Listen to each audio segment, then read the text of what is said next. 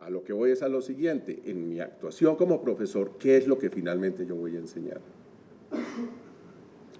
Eso es lo que permanentemente, por muchos años, creo que ha motivado el hecho de ser profesor.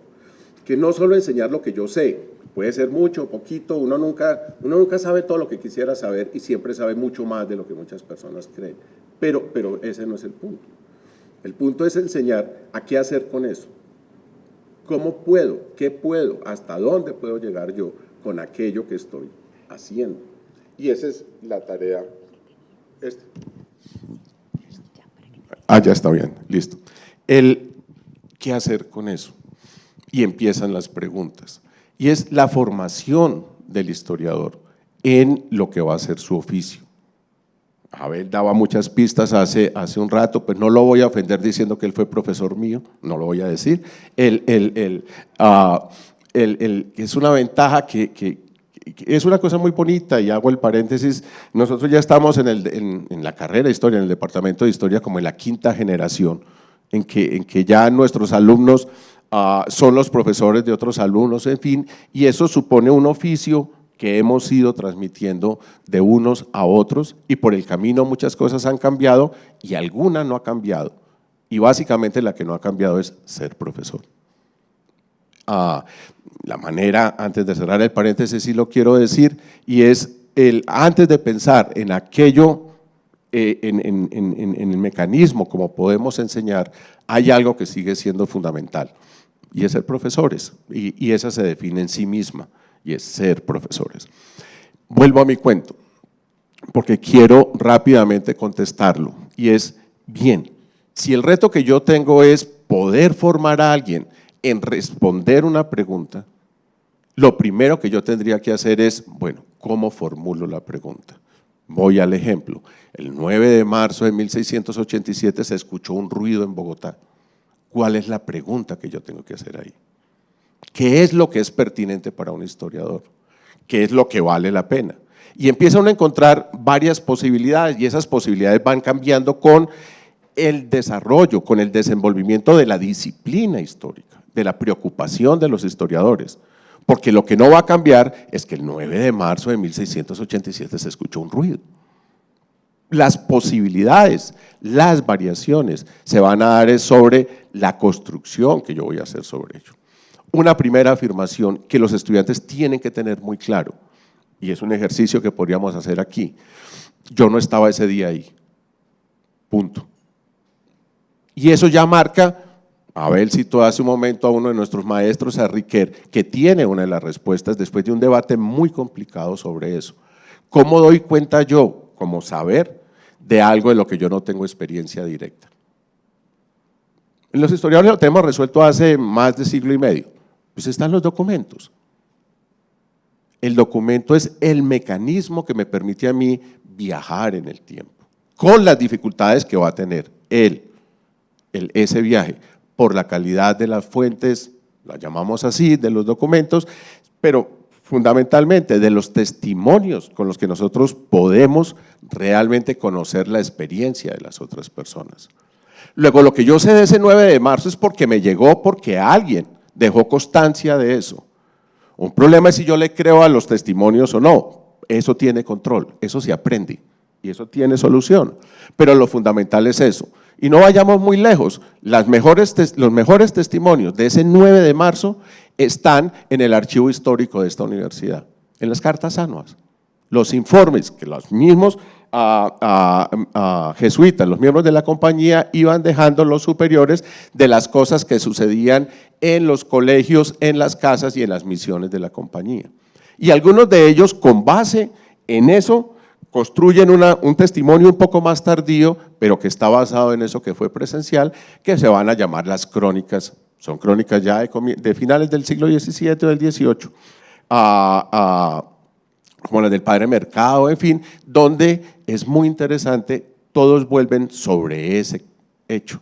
Un 9 de marzo a las 10 de la noche se escuchó un ruido en Santa Fe. Luego, yo ya tengo una manera de viajar hasta allá, ¿voy a seguir mediado por eso? Sí, claro, y no tengo solución. Como historiador no tengo solución, lo cual no me impide hacer algo con eso. Pero ¿qué es lo más importante en este proceso de formación a un estudiante en esto? Es que usted no va a reconstruir el evento. Entonces no se preocupe por reconstruirlo. La reconstrucción del pasado es una tarea de dioses y hace rato que ya los dejamos de ser. O sea, no, un historiador no reconstruye el pasado, lo explica eventos, sucesos y cadenas de eventos, de sucesos son los que finalmente nos empiezan a dar la clave de aquello que sucedió. Pero vuelvo a la pregunta que les hacía hace un momento, ¿qué fue lo que realmente sucedió? Y para no hacer el cuento largo, en conducir nuestros estudiantes a formular una pregunta pertinente es finalmente la tarea que yo entiendo que tengo como profesor. No es solo enseñar la historia en el sentido clásico de la palabra, están los libros y todos sabemos cosas y es importante que lo sepan. Y es por la primera frase, yo dicto curso en primer semestre, y la primera frase de mi curso es la misma todos los años. Muchachos, ustedes no van a investigar lo que no saben. Jamás uno investiga lo que no sabe. ¿Cómo? Si yo no sé cómo le hago preguntas a algo, yo tengo que saber mucho de aquello que quiero averiguar. Pero ¿qué es lo que yo quiero hacer con la investigación?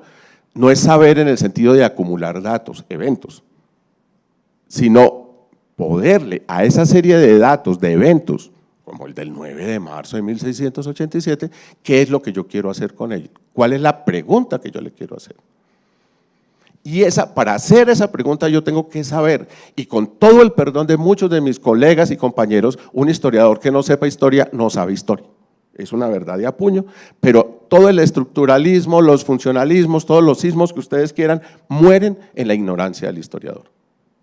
Y eso sí se lo digo a los estudiantes. Que se vayan a aprender la enciclopedia británica completa, pues no, para eso la pueden consultar por internet y ahí están las innovaciones, ese no es el punto. El punto es qué va a hacer usted con lo que le está llegando. ¿Cuál sería la pregunta entonces que yo le haría a ese 9 de marzo de 1687? Y le haría, por ejemplo, la siguiente pregunta. ¿Ustedes por qué todavía se acuerdan de ese evento, que no lo conocen en detalle y lo llaman en los tiempos del ruido? ¿Todos ustedes alguna vez han usado esa expresión o la han escuchado? No, es que eso ocurrió en los tiempos del ruido. ¿Cómo es posible que eso que ocurrió 9 de marzo de 1687 lo sigamos utilizando en nuestra memoria? ¿Qué es lo que ocurre en las sociedades? Que hace que ese evento se convierta en una frase, en un dicho, que hace referencia a algo que ni siquiera sabemos que ocurrió, pero que significa que ocurrió hace mucho tiempo. ¿Qué pasa en la memoria de las sociedades? ¿Cómo se mantiene eso vivo? Y ahí ya viene una cadena de hechos que es sumamente interesante. ¿Cómo es posible que eso que ocurrió esa noche, pues sí impactó demasiado? Tanto que las mismas crónicas nos están diciendo que se conmemoró durante muchos años, los años siguientes, ese fenómeno de 1687. Y ojo, se conmemoraba, se recordaba con una misa, porque es que el demonio nos invadió ese día.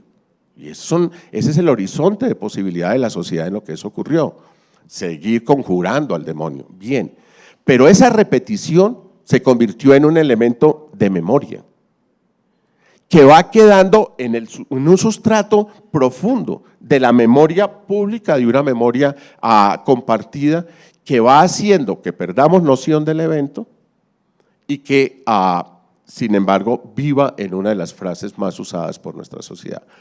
Y aquí estamos haciendo trabajo de historiador del mejor, y es un recuerdo que está vivo, que nosotros podemos desenvolver si somos capaces de hacer nuestro trabajo de investigación como debe ser y formar a nuestros estudiantes en el trabajo de investigación. Y ese trabajo de investigación es, muchachos, hagan la pregunta que tienen que hacer y sepan cómo responder la pregunta.